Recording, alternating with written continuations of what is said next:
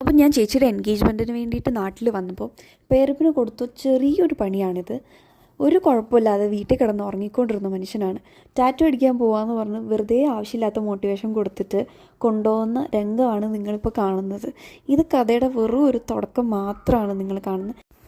അവർ measurement എടുത്തു, അത് കഴിഞ്ഞ് വാക്സ് ചെയ്തിട്ട് അവർ സ്കെച്ച് ചെയ്ത് തരും.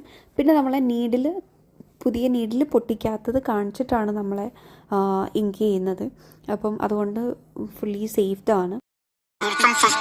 കൈയൊക്കെ പോയി കയ്യിലിരിപ്പുണ്ടാ.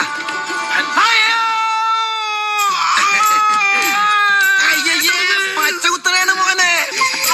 അയ്യേ, കുഞ്ഞു കുട്ടികളെ പോലെ കരയല്ലേ, ഉറുമ്പരിക്കുന്ന വേദനയല്ലേ ഉള്ളൂ. അപ്പം എല്ലാ പ്രാവശ്യവും പേരപ്പൻ നാട്ടിൽ വരുമ്പം പ്ലാൻ ചെയ്തതായിരുന്നു ഈ ടാറ്റു അടിക്കണമെന്നുള്ളത്. അപ്പം ഈ പ്രാവശ്യമാണ് ഞങ്ങൾക്ക് സെറ്റാക്കാൻ പറ്റിയത്.